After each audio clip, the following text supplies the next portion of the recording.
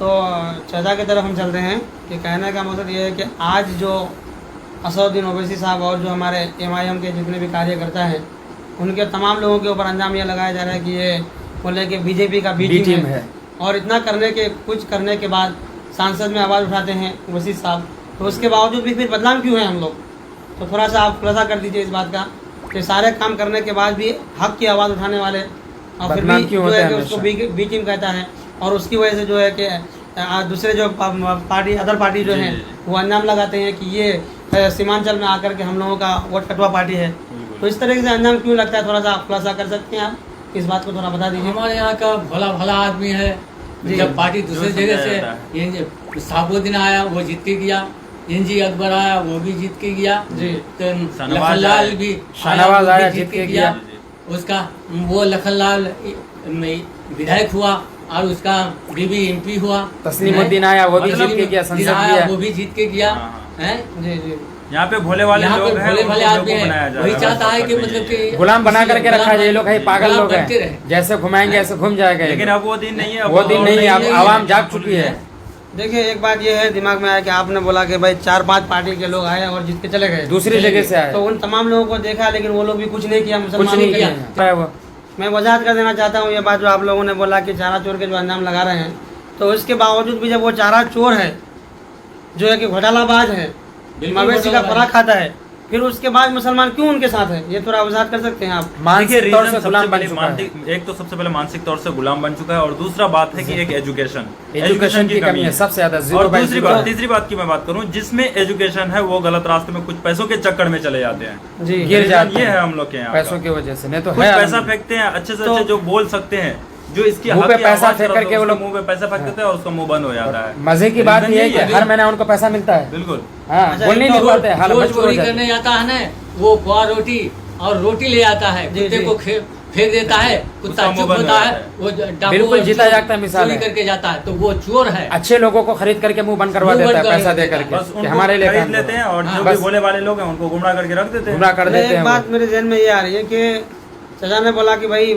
सीमांचल में बहुत सारी पार्टियां आया, जैसे सिंपल मिसाल दे कि शाहनवाज वो भी मंत्री बना बीजेपी पार्टी से, उसके बाद कई मंत्री और भी कितने नेता लोग आए, सारे लोगों को आपने मौका दिया। लखनलाल भी उसका लखनलाल भी जीता, उसका बेबी भी सांसद बन करके गई, लखन नाम से वो नाम से भी आए वहाँ पे किशन सीमांचल में था, वो भी जीत के गया।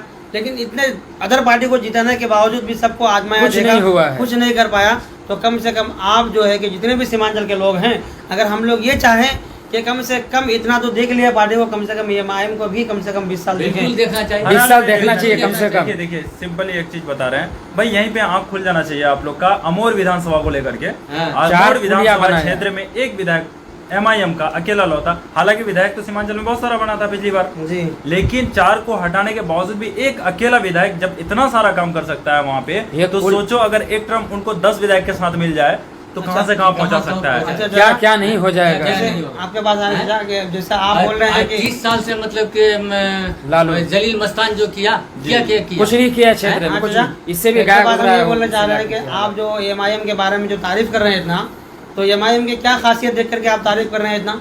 आपके सरजमीन में आरजेडी पार्टी है, जदयू पार्टी है, तो पहले हकदार तो ये थे, लेकिन आप इन लोगों को ना दे करके बल्कि अदर पार्टी को हैदराबाद से आया हुआ है आप उनका साथ दे रहे हैं, तो आपने इनका क्या खासियत को देखा है? मुसीबत में ये आवाज उठाता है तो उसको नहीं देंगे तो किसको देंगे?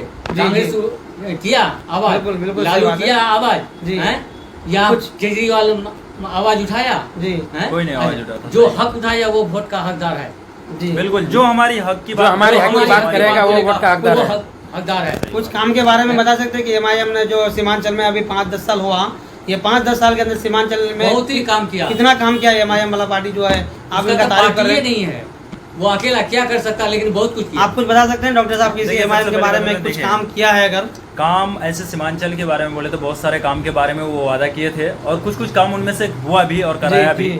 जैसे कि अब देखिए कोई भी चीज एक लीडरशिप लेती है, जैसे कि लीडरशिप बनने के बाद उनके पास विधायक से आए, जब विधायक से आएंगे तो जाहिर सी बात है 4-5 विधायक में ताकत ज्यादा होगी, तो पार्लियामेंट में उनकी बात ज्यादा चलेगी। ठीक, सबसे पहले गद्दारी तो यहाँ हुई कि 4 विधायक भाग गए यहाँ से, ठीक, या चाहे वो भाग गए या फिर कोई उनको तोड़ लिए, उनकी इंटरनली मैटर, ठीक है। उसके बाद बचा इनके पास एक विधायक, और एक विधायक होने के बावजूद भी इनको लेकर के जो काम कराया सीमांचल में, सबसे पहले अमर विधानसभा में बहुत सारा काम ऐसा है जो कराया है। आप लोग अगर जिसको देखना है तो जाके देख लो, मैं क्या बताऊंगा भाई, खुद आप खुद जाके देख लो ना वहाँ पे क्या क्या काम कराया। और दूसरी बात, जलील मस्तान 30 साल तक वो नहीं कर सका, कॉलेज की बात करी थी लेकिन 5 साल में टेरागाज प्रखंड में बताया था कृषि कॉलेज, जिसका अभी तक उद्घाटन हो चुका है, सब कुछ हो चुका है, उसका काम प्रोसेस में है। टेरागाज प्रखंड में ये काम कौन किया है? ये एमआईएम की तरफ से हुआ कॉलेज का काम। अच्छा जी बिल्कुल, ये कॉलेज। तो आपने मतलब इन तमाम कामों को देखते हुए, इनका जो सेंट्रल में भी सरकार नहीं है जिनका, कुछ भी नहीं है, कुछ नहीं है, और लोकसभा इसमें भी नहीं है, कहीं नहीं। तो पता ये चला कि आपका पार्टी जब बगैर सरकार का इतना काम कर सकता है, तो हम सबको चाहिए कि इनका सरकार बनाना जरूरी है। बिल्कुल, सरकार ना बने, सांसद में हमारे कम से कम 4-5 सांसद हो जाएं और 10-12 विधायक हो जाए, जो है कि 10-12 विधायक हो जाए विधानसभा में हमारा कम से कम 8-9 विधायक हो जाए, तो इससे पता चलेगा कि ये सीमांचल वालों को मजबूती होगा। और आप लोगों का जो ख्वाहिश है, अभी ये आप लोगों ने अपने दिलों की बात को जो जाहिर किया, तो पता चला कि हमारे घर का हो तो क्या हो गया, लेकिन अगर काम नहीं करेगा तो हम उसके साथ नहीं देंगे। तो पता ये चला कि अगर हमारा घर का भी वो काम करेगा तभी हम उसके साथ हैं, काम नहीं करेगा तो हम मेरा घर का भी उसको हम हटा देंगे यहाँ से। जी जी बिल्कुल, हर हाल में। और एक आदमी अगर दूर से आया हुआ है तो आप उनको साथ दे रहे हैं, क्यों? आप उनके काम को देखा है, आपने देखा है, वो हक की आवाज उठाती है, हक की बात करती है वो हमारी।